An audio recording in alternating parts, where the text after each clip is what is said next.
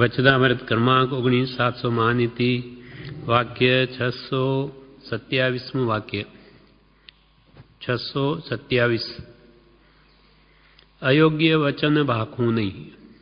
અયોગ્ય વચન ભાખવું નહીં એટલે જે વચન બીજાને સુખકર ન લાગે અથવા બોલવા જોઈએ નહીં એવા અયોગ્ય વચન બોલવું નહીં. સમાધિ સોપાનમાં આના વિશે કહ્યું છે કે પરમાગમ ઉપદેશે છે કે આ જીવ અનંતા અનંતકાળ તો નિગોદમાં જ રહ્યો, ત્યાં વચનરૂપ કર્મ વર્ગણા જ ગ્રહણ કરી નથી. કે હમણાં આ જીવને જીભ મળી તો આ ગમે તેમ બોલીને પોતાનો વ્યવહાર બગાડે, એનું વચન બગડ્યું તેનું સર્વ બગડ્યું. અર્થાત વચન હંમેશા હિત મિતને પ્રિય બોલવા જોઈએ. તો આ જીભ મળી છે એનો દુરુપયોગ કે છે કરવો નહીં. પરમાગમ આગમમાં ભગવાન એમ કહે છે કે અનંત કાળ સુધી તો આપણો આત્મા નિગોદમાં જ રહ્યો, ત્યાં તો આ વચનરૂપ કર્મ આ વર્ગણા જ ન મળી. વચન તે પણ કર્મણ વર્ગણાઓ છે, તે અનંતકાળ સુધી તો જીવને જીભ જ ન મળી.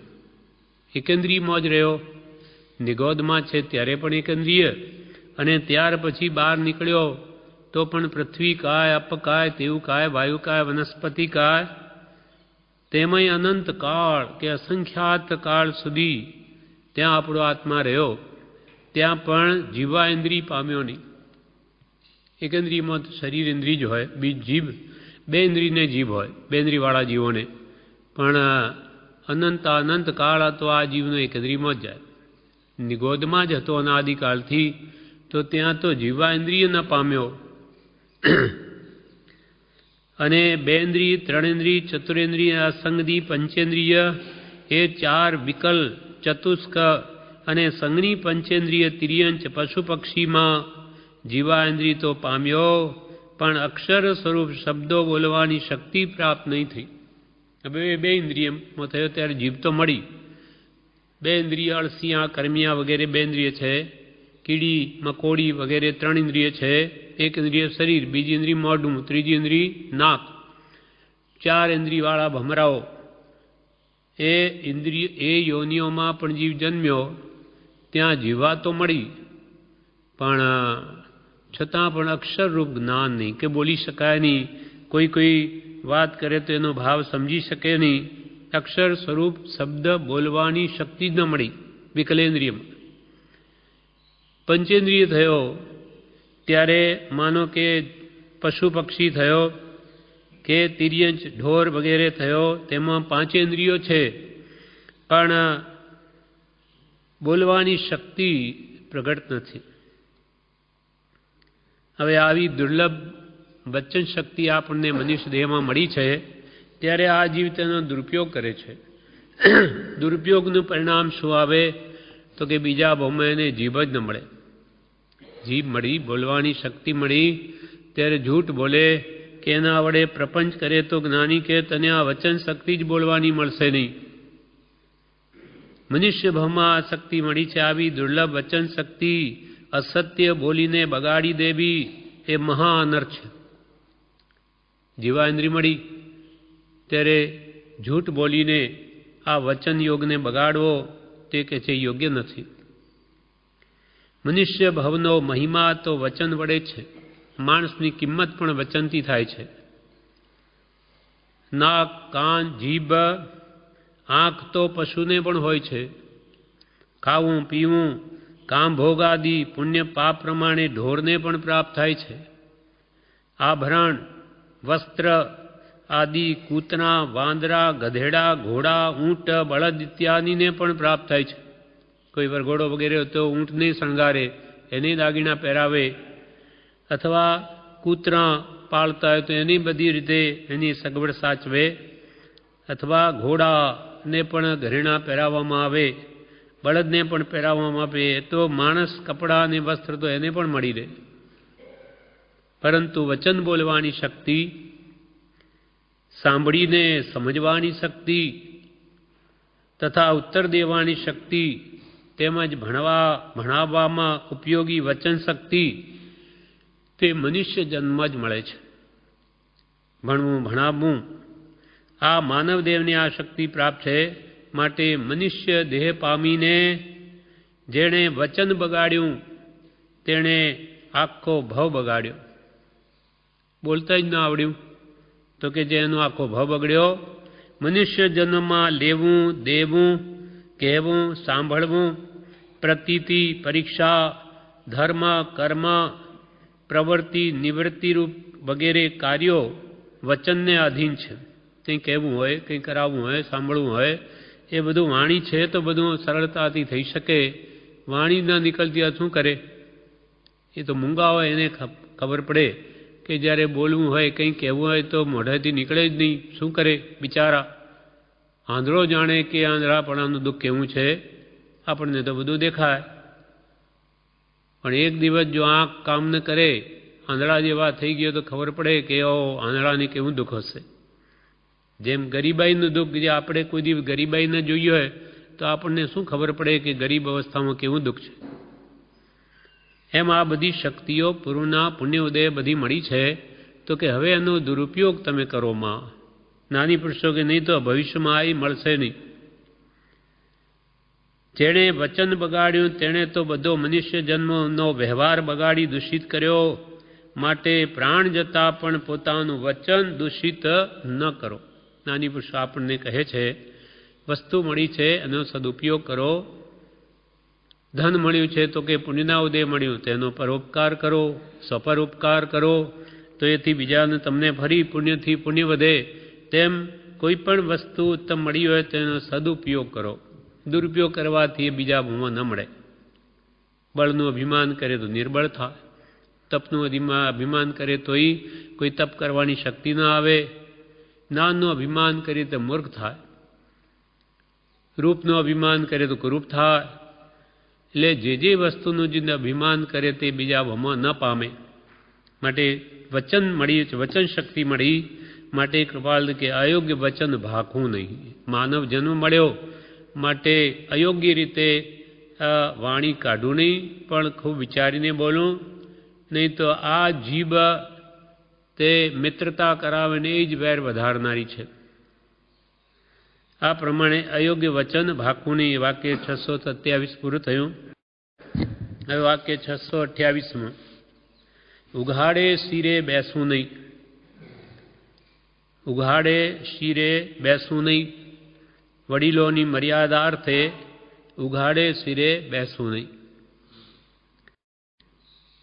હવે વાક્ય 629 વારંવાર અવયવો નિરખવું નહીં.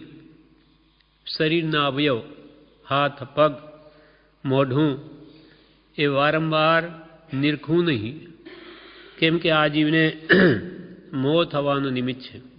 આખો દાડો મોઢું જોયા કરે કે શરીર શણગાર જ કર્યા કરે એથી શું મળે?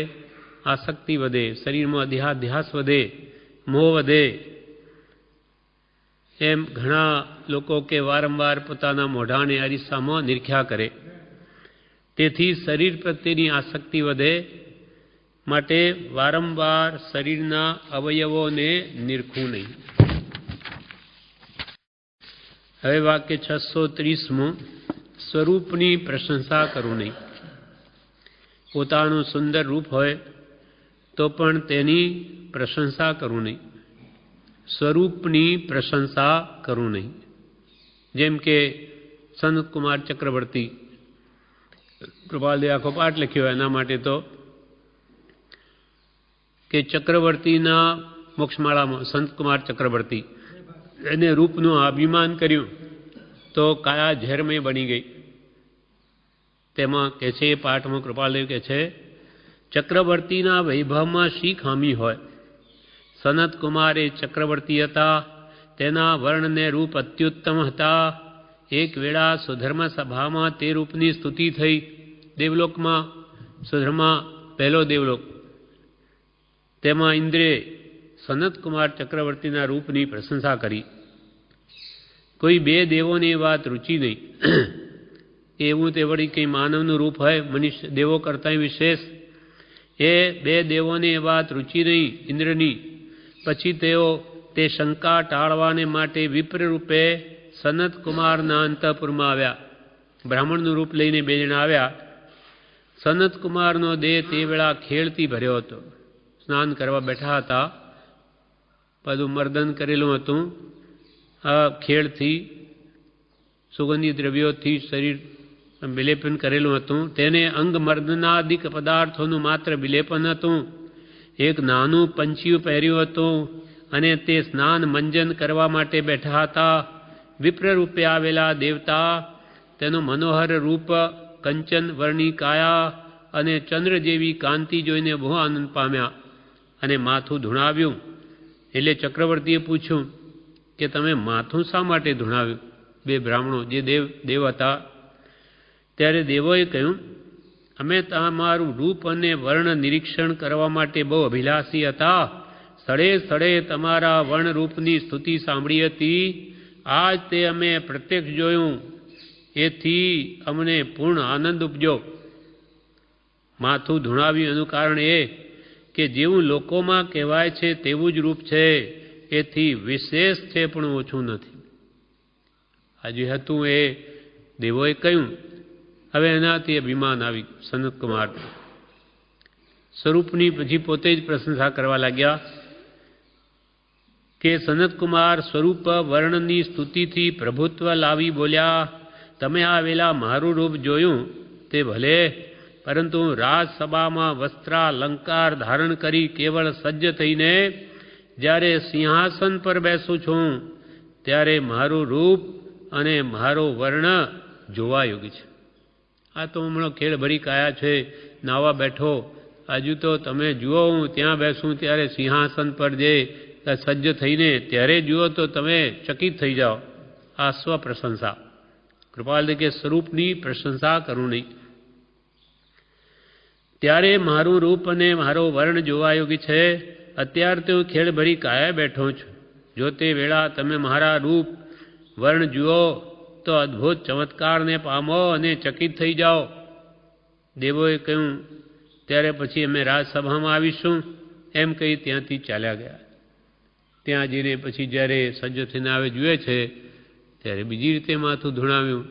ત્યારે ચક્રવર્તી કે કેમ એમ? તો કે હવે તો મહારાજ આપની કાયા ઝેરમય બની ગઈ છે. તાંબુલ થૂકો, માખી બેસે મરી જશે. કરી જોયું, વૈરાગ્ય આવી ગયો. કહો આવી કાયા કે જેનું મેં અભિમાન કર્યું એનાથી નિસંખાયું વૈરાગ્ય પામીને દીક્ષા લઈ લે છે. પણ આવી સ્વરૂપ પ્રશંસા કરું નહીં. સનત બાર સ્વરૂપ પ્રશંસા કરવાથી ચક્રવર્તીની કાયા પણ ઝેરમે બની ગઈ. માટે સ્વરૂપની પ્રશંસા કરું નહીં. બધું ક્ષણિક છે. ગમે એટલું રૂપ હોય પણ કેટલા વખત માટે આ દેહ પૂરતું. અને એ પણ પૂતગલનું રૂપ છે. અંદર તો માહે ભરી ભંકાર કે ઉપર રંગ દિયા. જે મકાન સુંદર બનાવે, ફર્નિચર, પ્લાસ્ટર, કલર સુંદર લાગે પણ અંદર છે શું? બધો કચરો, માટી. એ ભરીને એને પ્લાસ્ટર માર્યું એટલે સુંદર લાગે. એવું જ આપણું શરીરનું છે. એને આપણે ઉલટાવી જોઈએ તો અંદર શું છે? હાડકા, માંસ, ચરબી, લોહી, પરુ, હજારો કીડાથી ખદબદતું સપ્ત દુર્ગંધમય ધાતુ એમાં છે. મળમૂત્રની ખાણ. ખાણ હોય સોનાની હોય, હીરાની હોય તો એમાંથી હીરા કે સોનું નીકળે. એ તો વળી સંઘરી શકાય, પણ આમાંથી શું નીકળે? ગમે તેવી વસ્તુ સારામાં સારી ભલે આપણે માનતા હોઈએ પૂતગલની, બદામ, પિસ્તા કે ગમે તે સુગંધીદાર હોય, પણ એ શરીરનો સ્પર્શ થયો એકવાર આ કાયામાં પ્રવેશી કે એ તો વિષ્ઠા થઈને જ બહાર આવે. જાણે કોઈ વિષ્ઠાની ફેક્ટરી ન હોય કે એમાં ગમે તે નાખો એનું પ્રોડક્શન વિષ્ઠા રૂપે જ થાય. શરીર વિષ્ઠા ફેક્ટરી, અને એમાં સૌથી વધારે આપણો મોહ છે. એટલે કૃપાળ દેવે તો શું કહ્યું? ખાણ, આ ખાણ, અને ખાણ જ કહી. ખાણ એટલે ખાણ, સોનાની ખાણ, હીરાની ખાણ, આ મળમૂત્રની ખાણ. ખાણ મૂત્ર ને મળની રોગ જરાને નિવાસનું ધામ કાયા એવી ગણીને માન તજીને કર સાર્થક આમ. માન તજીને, આ કાયાનો માન કે હું કેવો સ્વરૂપવાન, હું કેવો બળશાળી, મારો કેવો વર્ણ, એ બધું કે મૂકી દઈ આ મળમૂત્ર નાકની ખાણ છે એની પ્રશંસા કરમાં. અને રોગ જરાને નિવાસનું ધામ. રોગો પણ આપણને ન ગમે શરીરમાં જ આવે, અને વૃદ્ધાવસ્થાએ પણ ક્યાં આવે? શરીરમાં જ. રોગ જરા અને નિવાસનું, જરા એટલે વૃદ્ધાવસ્થાનું ધામ એટલે ઘર છે. કાયા એવી ગણીને, આ શરીરને એવું ગણીને, માન તજીને કર સાર્થક આમ. આ કાયાથી હવે તારું કલ્યાણ કરી લે, સાર્થક કરી લે. અને આ તો ગમે એટલું રૂપ હોય તો એ 5-25 વર્ષમાં વૃદ્ધાવસ્થા આવી નાશ પામવાનું, અને અંતે એને બાળી નાખવામાં આવશે. તો એનો જ્ઞાની પુરુષ કે શું એની પ્રશંસા કરવી?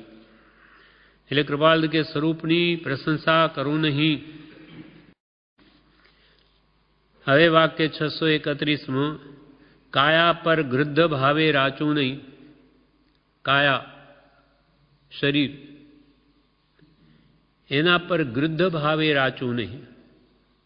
ગીધ પક્ષી હોય તે માંસ ઉપર ગૃદ્ધ ભાવે રાચે, આસક્તિ ઉપર ત્રાટકે. કંઈ માંસ જુએ તો ગીધ પક્ષી ત્યાં ગૃદ્ધ ભાવે એટલે એકદમ આસક્તિથી તેના ઉપર રાચે.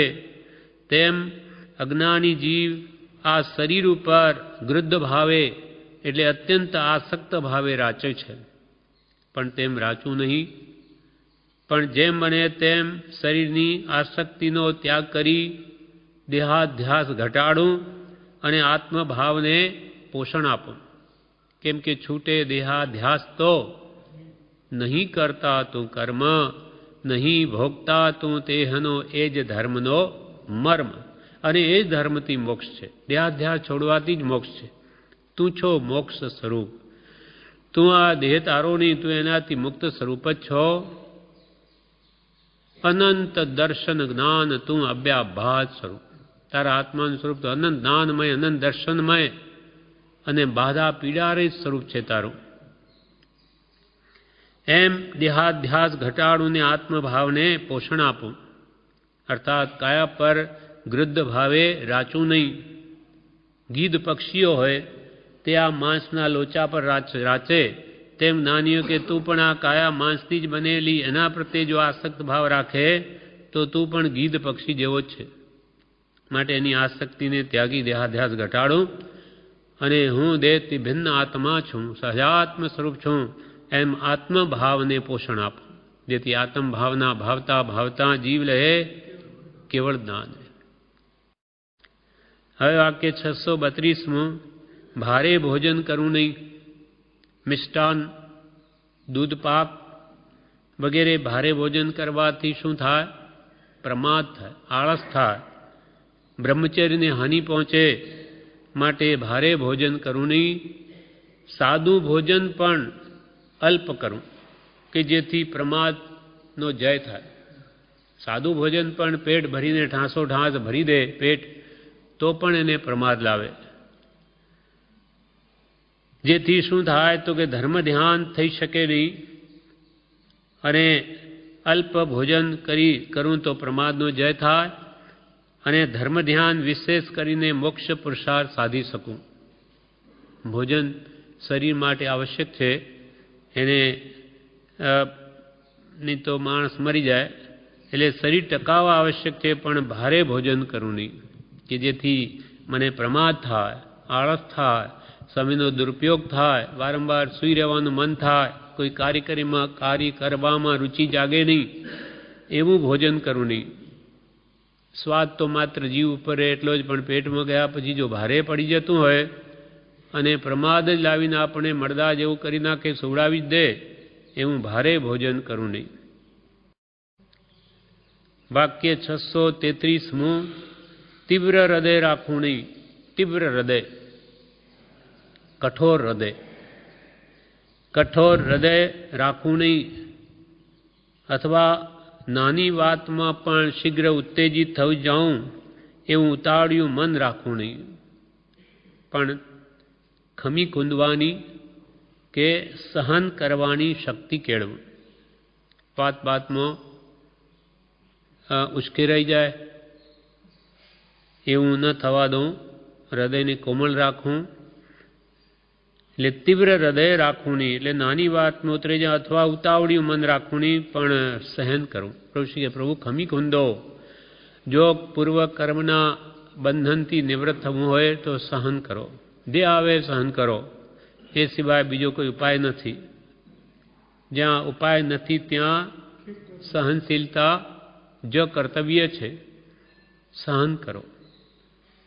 ભગવાન તીર્થંકરો જેવા સર્વશક્તિમાન પુરુષોએ પણ સહન કર્યું છે.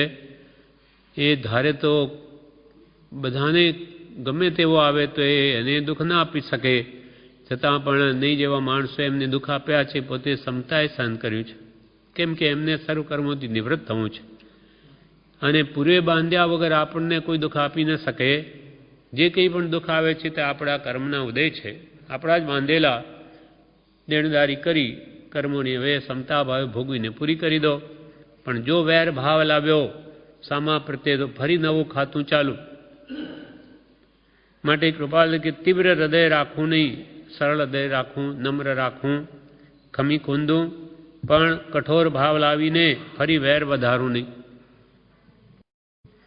હવે વાક્ય 634 માનાર્થે કૃત્ય કરવું નહીં. માનાર્થે કૃત્ય એટલે કામ, કોઈ પણ કાર્ય માન મોટાઈ મેળવવા માટે કરવું નહીં. દાન વગેરે કોઈ પણ કામ તે માન મેળવવા માટે કરવું નહીં, પણ આત્માર્થે કરવું. ઘરના પૈસા ખર્ચીને પણ માન મોટાઈ મેળવે તેના શું થાય? પૈસા પણ ગયા, જે કેટલી મહેનતે કે કેટલાય પાપો કરીને ભેગા કર્યા હોય, અને પાછું કમાવ્યું શું? કર્મના જ પોટલા બાંધ્યા. માના આદિ શત્રુ મહા. માન કશાયને વધાર્યો એટલે બધી રીતે નુકસાન થયું. દ્રવ્યની પણ હાનિ થઈ અને કર્મોની વૃદ્ધિ થઈ. એટલે દાન વગેરે કોઈ પણ કામ કરીને માન મેળવવા માટે કંઈ પણ આશા રાખવું નહીં, પણ આત્માર્થે કરવું. મારા આત્માનું કલ્યાણ થાય એના માટે કરવું. માન મહાવૈરી છે. મનુષ્યોમાં માન વધારે છે. માન મોટાઈ મેળવવા લાખો રૂપિયાનો પણ ખર્ચ કરી દે. કૃપાલ કે રૂપિયો કરીને પૈસો કરીને ભેગા કરે. માન મોટાઈ મળતી હોય કે અહીંયા તમારું નામ આવશે તો લ્યો લાખ રૂપિયા લખી દો, અને અહીંયા નામ ના આવે તો લાખના 5000 થઈ જાય. કેમ કે જીવને માન મોટાઈ છે, એના માટે બધું આપવા તૈયાર છે. એટલે મનુષ્યોમાં વિશેષે કરી માન વધારે, દેવલોકમાં દેવોને લોભ વધારે, નારકીઓને ક્રોધ વધારે, તિર્યંચમાં માયા વધારે, ઢોર પશુ યોનિમાં. જો કે મુખ્યત્વે આ વાત છે, બાકી તો ચારે કસાઓ બધી યોનિઓમાં છે. હવે વાક્ય 635 કીર્ત્યર્થે પુણ્ય કરવું નહીં. કીર્તિ અર્થે એટલે માન મોટાઈ મેળવવા માટે પુણ્ય કરવું નહીં. દાન વગેરે કરવું તે પણ પુણ્યથી ઈચ્છાથી નહીં, પણ જન્મ મરણથી મુક્ત થવા અર્થે અથવા લોભનો ત્યાગ કરવા માટે કરવું. અનાદિકાળથી મને આ લોભ કશાય મૂંઝવે, એટલે લોભ મારો ભાવ જે છે, લોભ કસાય લોહો સબ વિનાશણો, લોભ સર્વનાશ કરનારો છે. માટે આ લોભના હણવા માટે આ ધનનો ત્યાગ કરું છું. કંઈ પણ દાન પુણ્ય કરવું તે મારો લોભ કશાય ક્ષય કરવા માટે, પણ માન મોટાઈ મેળવવા માટે નહીં. કીર્તિ અર્થે પુણ્ય કરવું નહીં, પણ મારા જન્મવણથી મુક્ત થવા માટે કરું, કે જે પુણ્યના ઉદયમાં આવતા ભવમાં નાની પુરુષનો યોગ મળે, ઉત્તમ કુલ વગેરે બધી સામગ્રી મળીને હું વિશેષ પુરુષાર્થ કરી શકું, એના માટે પુણ્ય બાંધું છું. એટલે પુણ્યાનુબંધી પુણ્ય આગળ જતાં મને સત્પુરુષનો યોગ થાય. આ સામગ્રી હમણાં મળી એ પણ પૂર્વે કરેલા પુણ્યનું ફળ છે. પણ કોઈ પણ દેવલોકની ઈચ્છાએ કે આ લોકની માન મોટાઈની ઈચ્છાએ કોઈ પણ પ્રકારનું દ્રવ્ય ખર્ચવું નહીં. કીર્તિ અર્થે પુણ્ય કરવું નહીં.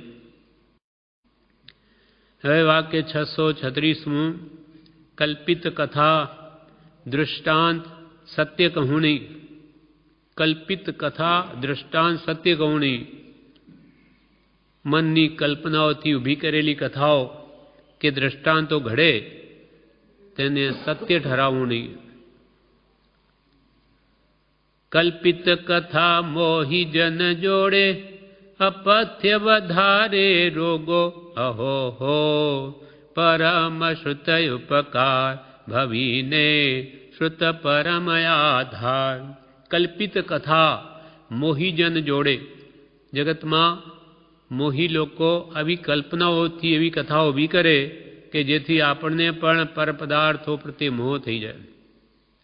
સ્ત્રી ધનાદિ પ્રત્યે આસક્તિ વધે, મોહ વધે, એવી અનેક મનોહર કાણિયા વગેરે ઉપન્યાસ બધા ગંદા ભાવોથી ભરેલા હોય. એક તો મોહ આપણા અંદર પડેલો જ છે, તેમાં વળી એમાં ઘાસલેટનું કામ કરે, પેટ્રોલ, એટલે વિશેષ મોહ વૃદ્ધિ પામે. આવી કલ્પિત કરતા કે દ્રષ્ટાંતોને સત્ય માનવું નહીં. મનની કલ્પનાથી કથાઓ કે દ્રષ્ટાંતો ઘડે તેને સત્ય ઠરાવવું નહીં. જેમ કે પ્રભુશ્રીએ પણ ઉપદેશામૃતમાં સાપ, શિયાળ અને સસલું એ ત્રણેયની વાત કરી. ત્રણેયની કે ભાઈબંધી હતી. એ કલ્પિત દ્રષ્ટાંત છે, પણ તેને સત્ય કહું નહીં. પણ એના ઉપરથી મહાપુરુષોને જે બોધ આપવો છે તેને ગ્રહણ કરો. સાપ, શિયાળ અને સસલા અને ત્રણેય કે મિત્રો હતા. 100 મત સસડી, લાખ મત લબડી, એક મત આપડી કે ઉભે માર્ગે તાપડી. એ આ દ્રષ્ટાંત છે. આ આપણને શીખવણ માટે દીધું છે. તો કે એ કલ્પિત દ્રષ્ટાંત છે તો એને સત્ય ન માનો, પણ એના ઉપરથી મારે શું શિક્ષા લેવી છે તે જ જાણ. એટલે કલ્પિત કથા દ્રષ્ટાંત, કલ્પિત કથા હોય કે દ્રષ્ટાંત હોય તેને સત્ય કહું નહીં. હવે વાક્ય 637. અજાણી વાટે રાત્રે ચાલુ નહીં. અજાણી વાટ, રસ્તો, વાટ એટલે રસ્તો, પણ અજાણી આપણને ખબર નથી એવા વાટે એટલે રસ્તે રાત્રે જવું નહીં. અજાણી વાટે રાત્રે ચાલુ નહીં એટલે કે જે રસ્તાની મને ખબર ન હોય તે રાત્રે ચાલુ નહીં. કારણ ક્યારેક મુશ્કેલીમાં મુકાઈ જાય. માટે એવી હિંમત કદી કરવું નહીં. અજાણ્યોને આંધળો બરાબર છે. જે જાણતો નથી આંધળો બરાબર, ક્યાં જઈ રહ્યો કંઈ ભાન નથી, તો રાત્રે એવી કદી ખોટી હિંમત કરવી નહીં. એટલે કૃપાલ કે અજાણી વાટે રાત્રે ચાલુ નહીં. હવે વાક્ય 638. શક્તિનો ગેરઉપયોગ કરવું નહીં. શક્તિનો ગેરઉપયોગ કરવું નહીં. જે આપણને શક્તિ મળી છે તે બીજાને પીડવામાં, દુઃખી કરવામાં કે માયા પ્રપંચ કરવામાં તેનો દુરુપયોગ કરવો નહીં. એ દુરુપયોગ થયો. શક્તિ મળી છે તો એ શક્તિનો ઉપયોગ તો કોઈની સેવા કરવામાં, કોઈનું દુઃખ નિવારવામાં કે ભક્તિ કરવામાં કે કોઈનો ઉપકાર કરવામાં કે વ્રત સંયમ પાળવામાં એમાં કરું જેથી મારા જીવનું કલ્યાણ થાય, મારા આત્માનું. શક્તિ મળી તો સ્વ આત્માનું કલ્યાણ કરવું અથવા એ શક્તિ વડે બીજાને પણ સહાયરૂપ થાઉં. પણ હું બીજાને દુઃખી કરવાથી પોતે દુઃખી થવાનો. દુઃખ દીધા તો દુઃખ જ હોય, સુખ દીધા જ સુખ હોય. આ ભણેની અવરકું તો આપને હણે ન કોઈ. એટલે આવી જો શક્તિ માનવ દેહમાં આપણના પુણ્યોદેહ મળી તો તેનો ગેરઉપયોગ કરવું નહીં. શક્તિનો ગેરઉપયોગ કરવું નહીં. આલોચનાદિ પદ સંગ્રહમાં આપણે બોલીએ છીએ, તારા પસાયથી એટલે તારી કૃપાથી હે ભગવાન મન, વચન અને શરીરાદિ જે શક્તિ હું પામ્યો છું તે સર્વે શક્તિ હું ખોટા બા પાપના કામમાં ન વાપરું અને ફોગટ વખત ન ગુમાવું એ બુદ્ધિ આપ. એ ભગવાન તારા પસાયથી એટલે તારી કૃપાથી આ મન પામ્યો, વચન યોગ પામ્યો કે કાય યોગ શરીર પામ્યો, મનુષ્ય દેહ મળ્યો આવી શક્તિ પામ્યો છું તો હવે શક્તિનો ખોટા કામમાં હોય કે અથવા પાપના કામમાં એનો દુરુપયોગ ન કરું, કે ફોગટ વખત ન ગુમાવું. અમૂલ્ય માનવદેહનો સમય રત્ન ચિંતામણી કરતા વિશે જેની એક પણ મૂલ્ય છે તેને હવે વેડફું નહીં. તારા પસાયતીઓ સર્વેને સુખનું કારણ થાઉં, કોઈને દુઃખનું કારણ ન થાઉં. માટે મને સત્યને દયાથી ભરપૂર કર અને જે મને યોગ્ય હોય તે આપ. ખોટા મનોરથ અને વ્યર્થ વિચારથી હંમેશા બચાવ. ચોમાસી ચૌદસના દિવસે આ બોલીએ છીએ આપણે, તારા પસાયથી તારી કૃપાથી બધી શક્તિ પામ્યો તો હવે સર્વને સુખનું કારણ થાઉં, કોઈને પણ દુઃખનું કારણ ન થાઉં. માટે હે ભગવાન મને સત્ય અને દયાથી ભરપૂર કર અને જે મને યોગ્ય હોય તે આપ. ખોટા મનોરથ અને વ્યર્થ વિચારથી હંમેશા બચાવ. એટલે ભગવાન પાસે આપણે માંગે મને સદબુદ્ધિ આપ, સદવિવેક, હિત અહિતનું ભાન આપ. માણસને હિતાહિતનું ભાન ન હોય તો વિપરીત બુદ્ધિ જન્મે. વિનાશ કાળે વિપરીત બુદ્ધિ આવીને બધું સત્યાનાશ વળી જાય. માટે અહીંયા કહ્યું કે ખોટા મનોરથ અને વ્યર્થ વિચારથી હંમેશા બચાવ. શક્તિનો ગેરઉપયોગ કરવું નહીં. આ વાક્ય કૃપાલદેવે કહ્યું છે. એના વિશે કૃપાલદેવના વચનામૃતમાં જ ચંદ્રસિંહ રાજાનું દ્રષ્ટાંત છે. રાજા ચંદ્રસિંહ તે જંગલમાં એક મુનિ મહાત્માને મળે છે. તે ત્યાં આવ્યો છે તો શિકાર કરવા, પણ ત્યાં અમુક કારણ બની જાય છે. પછી ત્યાં મુનિ મહારાજ મળે એટલે એમને રાજા કહે છે, હે મુનિ મહારાજ, હે મુનિરાજ, આજે હું આપના દર્શન કરીને કૃતાર્થ થયો છું. એકવાર મારું અબ ઘડીએ બનેલું તેમજ અગાઉ બનેલું સાંભળવા યોગ્ય ચરિત્ર સાંભળી લઈને પછી મને આપના પવિત્ર જૈન ધર્મનો સત્વગુણી ઉપદેશ કરો. આટલું બોલ્યા પછી તે બંધ રહ્યો. જંગલમાં ચંદ્રસિંહ રાજા મુનિરાજને જોઈને કહે છે, હે મુનિરાજ, આજે આપના દર્શન કરીને કૃતાર્થ થઈ ગયો. મારું હમણાં જે ચરિત્ર બન્યું છે, મારી જે હકીકત એ જાણવા જેવી છે અને પહેલાં પણ જે મારા ચરિત્રમાં જે ઘટનાઓ બની તે પહેલાં હું કહું છું તે સાંભળો અને પછી આપના પવિત્ર જૈન ધર્મનો મને સત્વગુણી ઉપદેશ કરજો. એમ રાજાએ કહ્યું. ત્યારે મુનિ કહે, હે રાજા, ધર્મને લગતું તારું ચરિત્ર હોય તો ભલે આનંદ સહિત કહી બતા.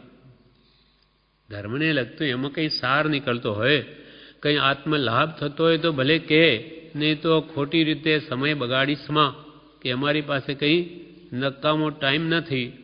એટલે મુનિ કહે, હે રાજા, ધર્મને લગતું તારું ચરિત્ર હોય તો ભલે આનંદ સહિત કંઈ બતા. હવે રાજા કહેવા લાગ્યો, અહો, પહેલાં તો મનમાં એમ વિચારે છે રાજા કે અહો, આ મુનિરાજે હું રાજા છું એમ ક્યાંથી જાણ્યું હશે. એ વાત પછી હમણાં તો પરણે તેણે જ ગાઉં પ્રસિદ્ધ. હે ભગવંત, મેં એક પછી એક એમ અનેક ધર્મો અવલોકન કર્યા. મેં પહેલાં મારા જન્મમાં મેં અનેક ધર્મોને જોયા છે. એમ રાજા કહે છે મુનિને,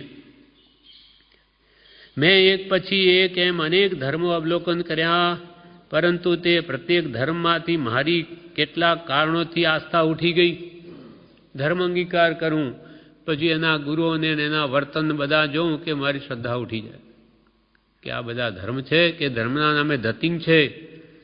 રાજા કહે કે પરંતુ તે પ્રત્યેક ધર્મમાંથી મારી કેટલાક કારણોથી શ્રદ્ધા ઉઠી ગઈ. હું જ્યારે દરેક ધર્મ ગ્રહણ કરતો ત્યારે તેમાં ગુણ વિચારીને, પરંતુ પાછળથી કોણ જાણે શું થાય કે જામેલી આસક્તિ એકદમ નાશ થઈ જાય.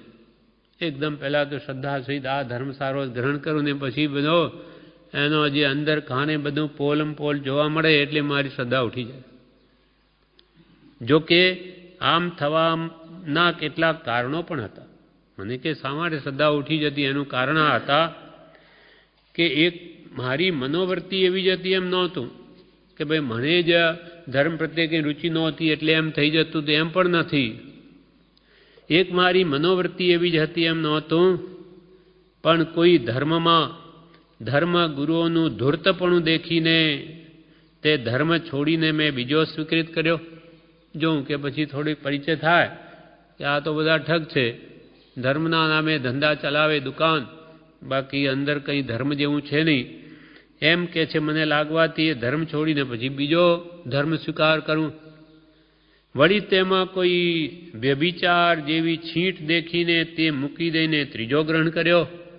બીજો કર્યો ત્યાં અંદર વ્યભિચાર ચાલે ધર્મના નામે, એટલે એ છોડીને વળી ત્રીજો ગ્રહણ કર્યો. વળી તેમાં હિંસાયુક્ત સિદ્ધાંતો દેખવાથી તે તજી દઈને ચોથો ગ્રહણ કર્યો.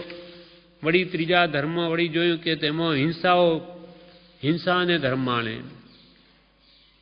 દેવી દેવતાઓને બકરા ચઢાવે અને એમ મારી ઈચ્છાઓ પૂર્ણ થશે કે આ યજ્ઞ વગેરે પશુ વગેરેના યજ્ઞ થતા આ કંઈ ધર્મ છે? બિચારા જીવોના પ્રાણ લેવાને માનવો ધર્મ. એટલે આવા હિંસાયુક્ત સિદ્ધાંતો દેખવાથી તે પણ તજી દઈને ચોથો ગ્રહણ કર્યો. વળી તે તજી દેવાની કોઈ કારણથી ફરજ પડવાથી તે મૂકીને પાંચમો ધર્મ ગ્રહણ કર્યો. એમ અનેક ધર્મ જૈન ધર્મ સિવાયના લીધા અને મૂક્યા. કંઈ ને કંઈ એમાં ખોડ ખોપડ દેખાય એટલે પછી મૂકી દેતો. રાજા કહે છે પણ જૈન ધર્મનો એકલો વૈરાગ્ય જ દેખીને મૂળથી તે ધર્મ પર મને ભાવ ચોટ્યો જ નહોતો. જૈન ધર્મ તો વૈરાગ્ય, બધું છોડો, આસક્તિ તોડો, સંસાર ભાવ મોહ છોડો. એટલે કે એનો જે વૈરાગ્યનો સિદ્ધાંત છે એ જાણીને મેં મૂળથી એ ધર્મ પર મારો ભાવ જ ચોટ્યો નહોતો. ઘણા ધર્મની લેમેલમાં મેં છેવટે એવો સિદ્ધાંત નક્કી કર્યો કે બધાય ધર્મ મિથ્યા છે. બધા ધર્મોને જોઈ લીધા પછી રાજા કે મેં તો એવું નક્કી કર્યું મનમાં કે બધા ધર્મ ખોટા છે. ધર્માચાર્યોએ જેને જેમ રૂચ્યું તેમ પોતાની રુચિ માફક પાખંડી જાળો પાથરી છે. આ બધા લોકોને જાળમાં ફસાવા અને પોતાનું પેટ ભરવા આ ધંધા માંડ્યા છે. બધી દુકાનદારીઓ ધર્મના નામે કે ચાલે છે.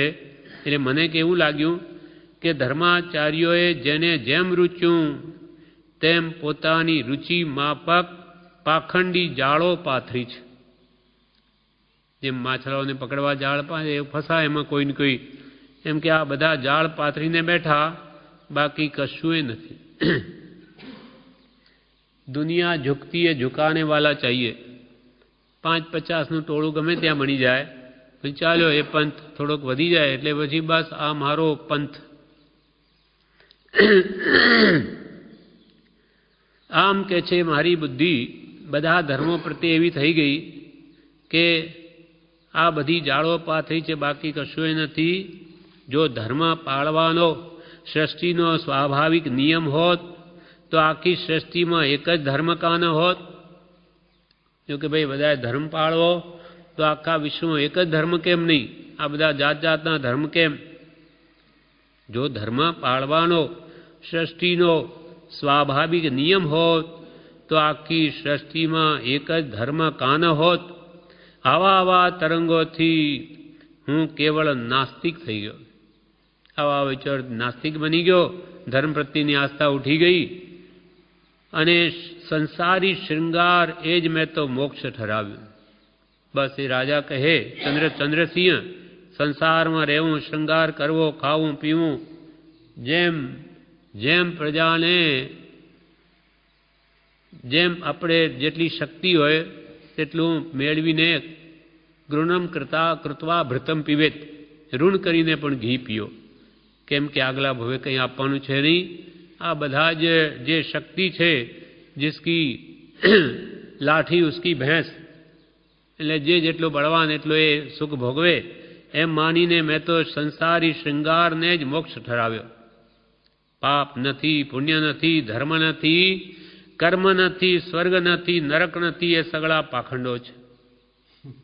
આ બધું જ કે આ ખોટું ઊભું કરેલું છે. આ દુનિયામાં કોઈ સ્વર્ગે નથી, નરકે નથી, આ બધા પાખંડ છે. ધર્મ નથી, કર્મ નથી, પુણ્ય નથી, પાપ નથી.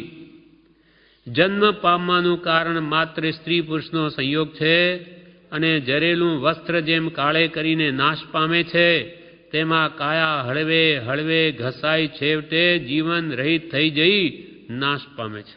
આ નિર્ણય કર્યો. હા બરોબર. જાણીએ તો દુઃખ, ન જાણીએ દુઃખ શું? ખાઓ પીઓ મોજ કરો. આગલા ભાવ કોણે જોયા? આ ભાવ મીઠા તો પરભાવ કોણે દીઠા? એમ પોતપોતાની મત ઘડંત બધું બનાવી અને જીવન જીવે છે. પણ જેમ કે કોઈ ઝેર હોય, કોઈ કે આ ઝેર છે તો ઝેર છે, હવે તને શું ખબર આ ઝેર છે કે અમૃત છે? તો કે પી જા, પી, તારી મરજી તું કર. એ પી જાય અને મરી જાય. તો આ તો મરી ગયો, તો પહેલાં કહ્યું જ હતું ને. તેમ કોઈ કે ભાઈ સ્વર્ગે નથી, નરકે નથી, કાંઈ નથી, બધી કલ્પનાઓ છે. આપણે પાપ પુણ્ય કંઈ કરવાનું, જે મનમાં આવે કર્યા કરો. એમ કરીને કરે ને પછી એનું ફળ નરક આવે તો કે આ એમ કેમ થયું? પછી શું થાય? પછી તો કંઈ પાછો ઉપાય નથી કે ભૂલ થઈ ગઈ. ચોરી કરે ચોર, પછી એને પકડીને જજ આગળ ઊભો રાખે. તે વખતે કે આ કે સાહેબ આવી રીતે ચોરોને કંઈ શિક્ષા હોય, મને તો ખબર નહોતી. તો કે ખબર નહોતી તને? તો હવે ખબર પડશે તને. હવે તને જેલમાં મોકલીશું, પછી કેવી પીડા ત્યાં દુઃખ થશે, પછી તને ખ્યાલ આવશે કે આ ચોરી કરવાનું આવું ફળ છે. બાકી તું ભારતનો નાગરિક છે, તને ખબર હોવી જોઈએ કે ચોરીનું ફળ શું આવે, પાપ શું, પુણ્ય શું. આવું તો ન જાણે તો ફળ તો ભોગવા જ પડે. એટલે અજ્ઞાનતાની કોઈ માફી નથી. મને ખબર નહોતી એટલે મને છોડી દો, કોઈને છોડે. અર્થાત જેવા જીવ પાપ પુણ્ય કરે તેના ફળ એને ભોગવવા જ પડે છે. એટલે અહીંયા કહે છે કે મને તો એવું થઈ ગયું કે આ જન્મ પામવાનું કારણ માત્ર સ્ત્રી પુરુષનો સંયોગ છે અને જરેલું જૂનું થયેલું વસ્ત્ર જેમ કાળે કરીને નાશ પામે તેમાં કાયા પણ હળવે હળવે ઘસાઈ જઈ અને છેવટે જીવન રહિત થઈ જઈ નાશ પામે. બાકી સગળું મિથ્યા છે, બાકી બધું ખોટું છે. આવું મારા અંતઃકરણમાં દ્રઢ થવાથી મને જેમ રૂચ્યું, મને જેમ ગમ્યું અને મને જેમ પાલવ્યું તેમ વર્તવા માંડ્યું. અનીતિના આચરણ કરવા માંડ્યા. રાકડી રૈયતને પીડવામાં કોઈ પણ પ્રકારની કચાશ મેં રાખી નહીં. પ્રજાને દુઃખ આપવામાં કંઈ કચાશ રાખી નહીં. શિયલવંતી સુંદરીઓના શિયળ ભંગ કરાવીને મેં આકરા કેર બોલાવી દેવામાં કોઈ પણ પ્રકારની ખામી રાખી નહીં. સજ્જનોને દંડવામાં, સંતોને રીબાવવામાં અને દુર્જનોને સુખ દેવામાં મેં એટલા પાપ કર્યા છે કે એ પાપનો એક પ્રબળ પર્વત બાંધ્યો હોય તો તે મેરુ પર્વતથી પણ સવાયો થાય. આ સઘળું થવાનું કારણ માત્ર લુચ્ચા ધર્માચાર્યો હતા. આવી ચંડાલ મતી મારી હમણાં સુધી રહી. આ સઘળું થવાનું કારણ શું? તો કે લુચ્ચા ધર્માચાર્યો, ધર્મના ધોરીઓ. તે આવું આચરણ કરવાથી કે મારી ધર્મ પ્રત્યેની બધી શ્રદ્ધા ઉઠી ગઈ અને મારા આવા આચરણ થઈ ગયા અનીતિવાળા. આવી ચંડાલ મતી મારી હમણાં સુધી રહી. મુનિને રાજા કહે છે આવી રીતે શક્તિનો ગેરઉપયોગ કદી કરું નહીં. રાજાને શક્તિ મળી એનો અર્થ એ નહીં કે પ્રજાને પીડે કે સજ્જનોને દંડે કે સંતોને રેબાવે. આવા પાપના ફળ એને પણ ભોગવવા પડે છે. આ તો મુનિ મહાત્મા મળ્યા એથી એને ઉપદેશ થઈને એનું સવડીએ બધું આવી જશે. બાકી આવી પ્રવૃત્તિઓ જીવ નરકમાં જ જાય, ત્યાં એના ફળ અનેક ગણા ભોગવવા પડે. માટે કૃપાલદેવ કહે છે શક્તિનો ગેરઉપયોગ કરવું નહીં. શક્તિ મળી છે તો એનો આવી રીતે દુરુપયોગ કરવું નહીં. કોઈને પીડવામાં, દુઃખ આપવામાં નહીં, પણ એનો શક્તિનો સદુપયોગ કરું કે જેથી હું પણ સુખી થાઉં અને બીજાને પણ સુખનું કારણ થાઉં, નિમિત્ત બનું. આ પ્રમાણે વાક્ય 638 આપણે વાંચ્યા. વિશેષ આપણે આવતીકાલ લઈશું.